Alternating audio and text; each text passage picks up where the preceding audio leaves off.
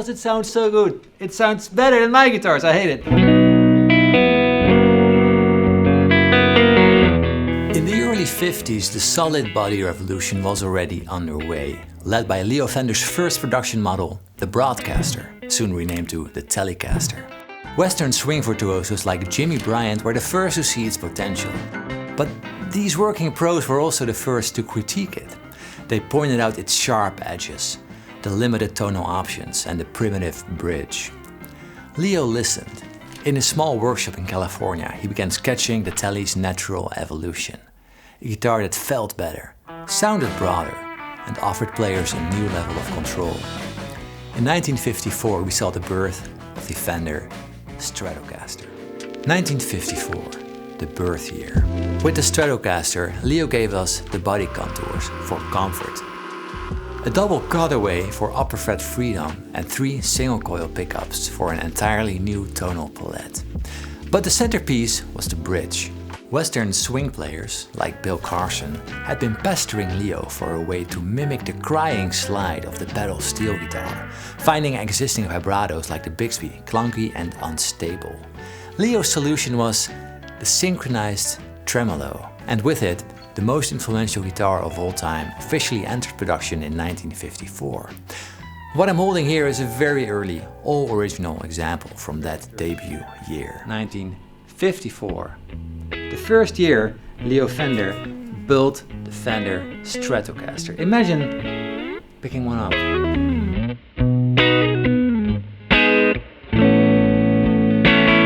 Today we're exploring the evolution of the Fender Stratocaster and how it became the best-selling, the most iconic guitar of all time.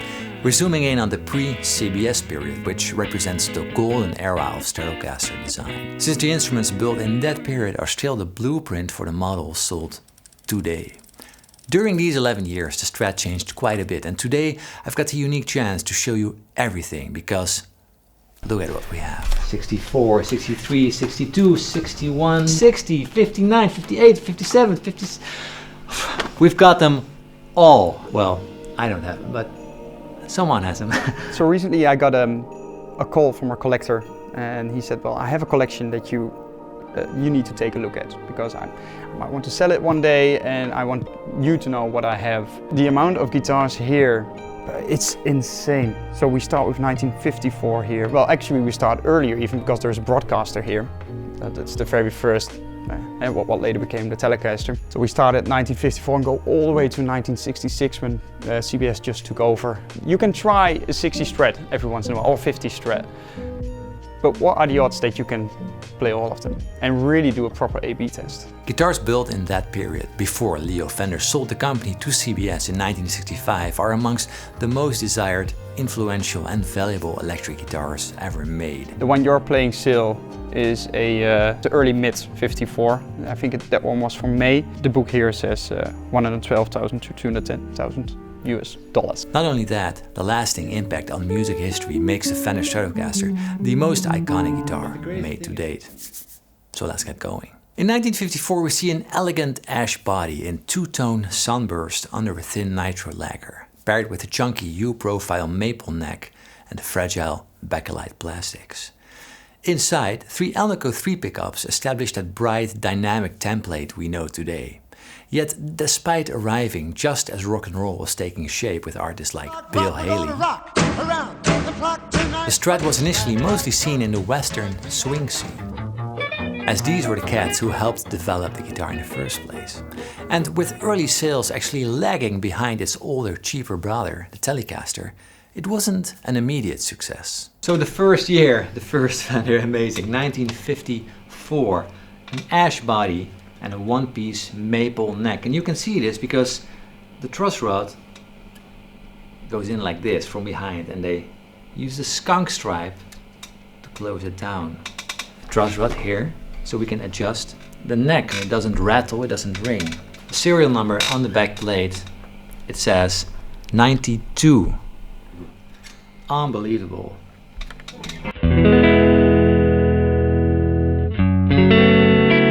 Single ply pickguard with 8 screw holes holding it together. We got some old plastics, bakelite they used, a two-tone burst, so from black to kind of yellowish, right? And all this was the basis of the Fender Stratocaster. Very close to what we're playing today. But some changes were made. 1955, the refinement begins. In 55 we saw some small refinements in production. Guitars were often slightly lighter and the neck profile began to shift from the chunky U towards a softer, refined shape. And with rock and roll now rising fast thanks to Bo Diddley, Chuck Berry, Fats Domino, to name a few, the Strat suddenly found itself in the crossfire of a musical revolution. While hollow body guitars remained popular, the solid boom was in full swing, first led by the Telecaster and the Gibson Les Paul. But as the music evolved, the Strat's futuristic curves began to catch the eye of the early rockers. There were some small refinements, but nothing big overall, and you'll find it sounds pretty similar.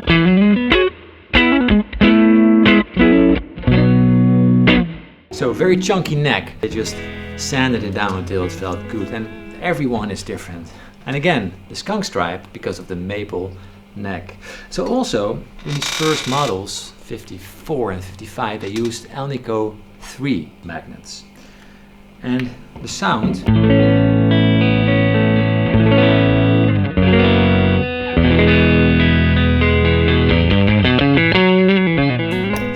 oh my god, we have to continue. But 1956, a new wood, a new feel.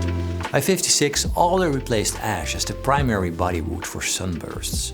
Alder was more readily available, cheaper and easier to work with, and it gave the Strat a touch more mid-range warmth. If you're a tonewood believer, which I think I am.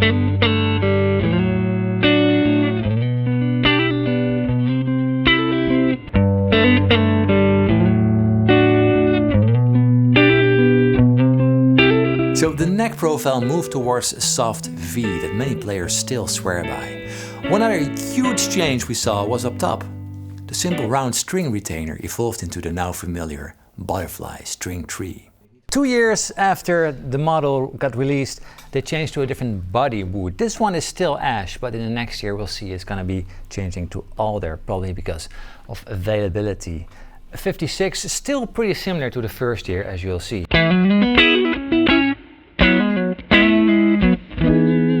This one is killer. So small changes, but the Strat became more comfortable just as rock was about to explode with Elvis, Carl Perkins, and Little Richard hitting the scene. The guitar was gaining traction with young players who wanted comfort and a more fleshy, modern look. 1957. A defining year.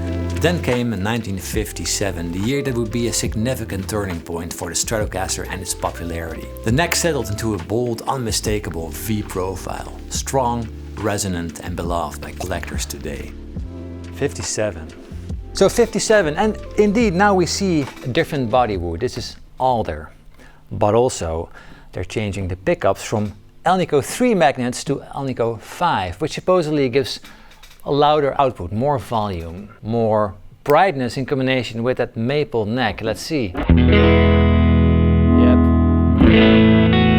Whoa, this is significantly louder.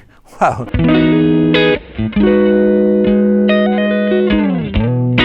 Fender also abandoned the fragile bakelite plastic, switching to ABS knobs and covers that were brighter white and far more durable. But most importantly, pickups made the jump from Alnico 3 to Alnico 5 magnets. More output, more clarity and more punch. Many players consider the 57 Strat to be the crown jewel of this decade. But then, a big breakthrough happened when a young Buddy Holly appeared on the Ed Sullivan Show holding a Stratocaster. Distinct from the big-bodied jazz guitars of the older generation, the Strat looked like an instrument of the future. For the first time, the guitar became a symbol of youth culture. If you wanted to play rock and roll, you now wanted the Strat. 1958, a splash of color. In 58, the Strat got more colorful. the two-tone burst expanded to a vibrant three-tone. So we see a change, because now the two-tone sunburst, let's compare this still. Yellow and black. Yellow, red and black. What a marketing genius. Guys, you still playing those two tones? No. So still the same pickguard 58. Wow, a slimmer neck. In general, the philosophy was now a little bit smaller. We need faster necks. It plays lighter, right? Okay, this is the same volume, the same output as the ones, so still very loud, bright. Yeah.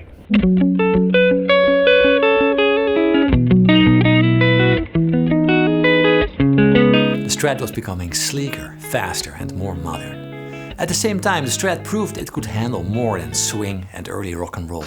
Richie Valens, at age 17, used it to drive the thumping aggressive beat of La Bamba. Here he is, America's newest rock and roll sensation, Richie Valens! The Strat's clarity allowed those percussive Latin rhythms to translate into rock and roll, proving the instrument had a versatility that went beyond its country roots. 1959, on the cusp of change. The year 59 began with a heartbreak that shook the world.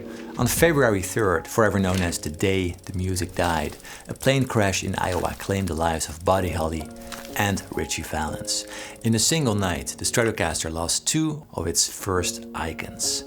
As we departed decades of the 50s rock and roll, the sound they pioneered had already sparked a fire. 58 to 59. First reaction. Out of tune. Out of tune. So this is still, oh, this is a beautiful worn-in neck, right? Oh my God, look at this. Clues on tuners.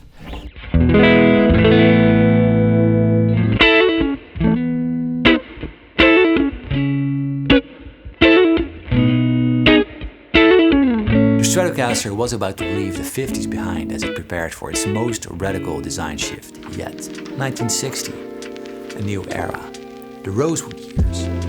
By 1960, Fender retired the one-piece maple neck across all instruments. In its place came a two-piece design with a thick slab Brazilian rosewood board.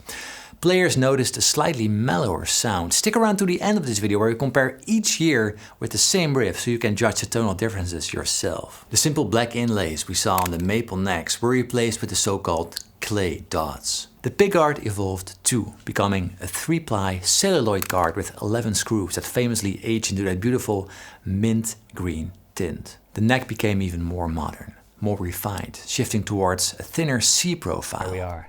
1960. Oh, big changes. Look at this. There's a thick slab piece of Brazilian rosewood glued onto the maple neck. And now we see there's no skunk stripe because they put the truss rod in from here and then they glue this rosewood piece on top. And 1, 2, 3, 4, 5, 6, 7, 8, 9, 10, 11. And a 3-ply pickguard. More durable, way thicker. Still, this one cracks a lot.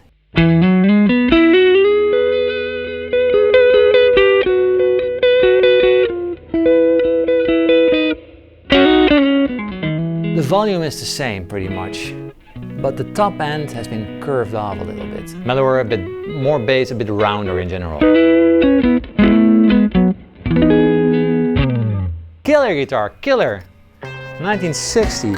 Fender started delivering custom colors straight from the car catalog. Surf green, Lake Placid blue, Olympic white, and of course, Fiesta red. You see, when American rock and roll softened, across the Atlantic a massive shift occurred. After the UK lifted its import ban on guitars, Hank Marvin of the Shadows brought in one of the very first Stratocasters to reach the British soil. A Fiesta red one. And his echo-drenched hits like Apache defined the sound of British guitar. Future legends like Clapton, Gilmour, Harrison saw this red guitar and decided that is what a rock star looked like. 1961, color tweaks and subtle shifts. In 61, Fender strengthened their red dye, since earlier bursts had the habits of fading. Otherwise, the Strat of 61 stayed true to the 1960s design. And meanwhile, the new decade introduced an even bigger wave of reverb. It was the birth of surf music, and the Strat was essential to it. Dick Dale, the king of surf guitar, pushed the instrument to its limit. If you wanted to play surf from the Ventures to the Beach Boys, you simply had to play a Strat.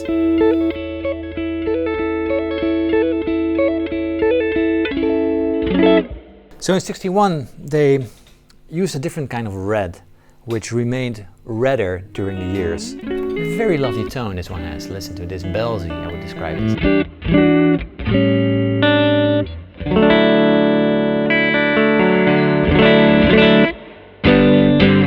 I feel like these guitars with the Rosewood slab are a little bit more compressed. If I hit them hard, it's not as bright, as screechy. It's more toned down, more mellow.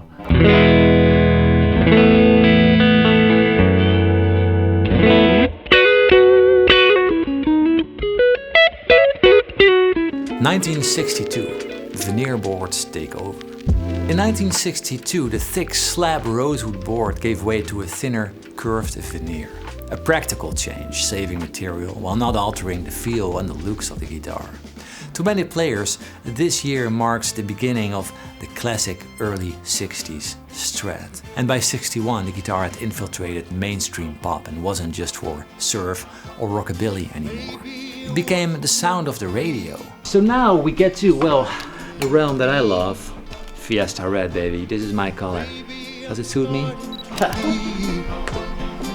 Whoa, whoa, whoa. So if you know me and you've seen me play guitar, you've probably seen me play the Fiesta Red Strat. And this is pretty much a replication of this guitar. This is the original though.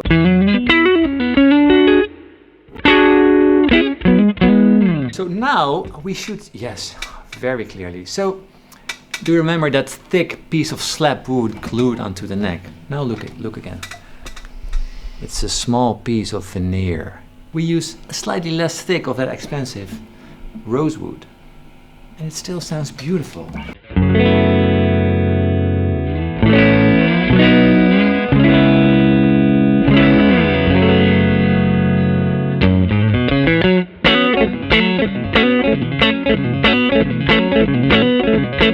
And in Chicago, guitarist by the name of Curtis Mayfield, who was a big influence for later Strat icon Jimi Hendrix, was taking the Strat in the opposite direction with the Impressions.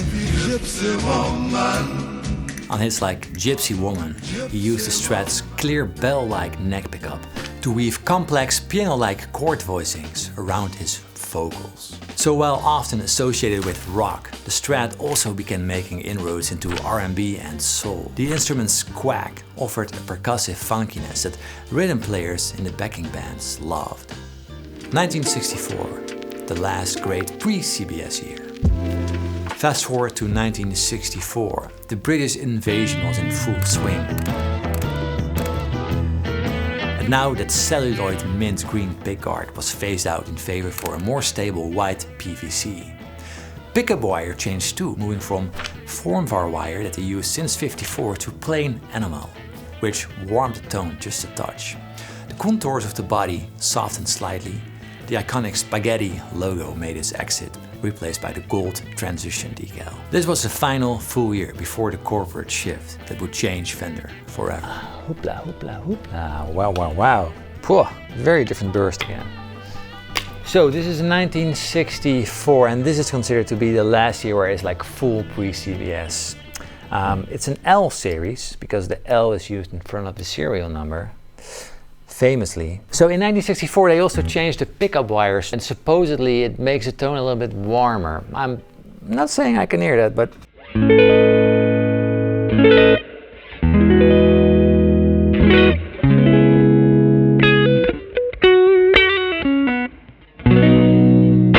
the British invasion was underway, and bands like the Rolling Stones and the Beatles were changing music forever.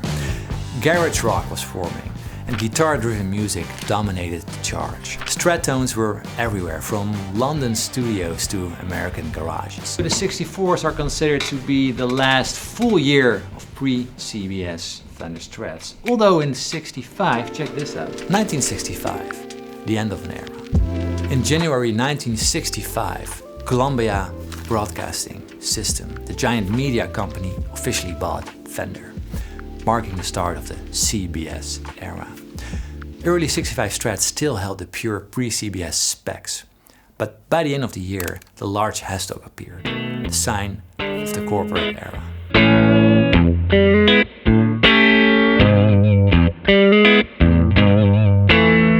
We see the pickguard changes to a very modern looking white instead of the, well, the greenish color that we saw before.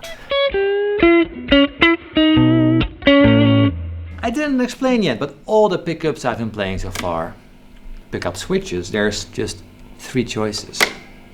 Neck, middle. I don't like it. Some people are trying to make a case for the middle pickup. I'm not feeling it. Yeah, bridge, chunky. I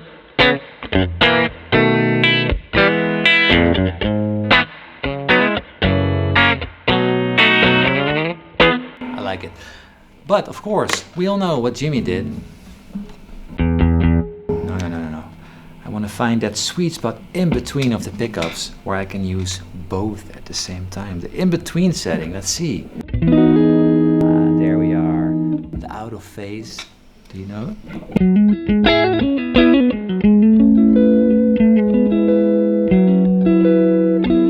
As production scaled up dramatically, the tight craftsmanship of the pre-CBS era gave way to a mass market variation. The traditional nitro lacquer was largely phased out in favor of a heavier, glossier finish, while hardware received a corporate branding overall with an F stamped into the neck plates and into the new diamond-shaped Schaller tuners. Beneath the surface, subtle changes to pickups and plastic prioritized cost saving and consistency, slowly drifting away from that handcrafted character of the original design. So I want to thank Koen from the Fellowship of Acoustics. I know some of these are available soon, so give him a call. So, wow, is this a 66? Oh my God, CBS, what did you do?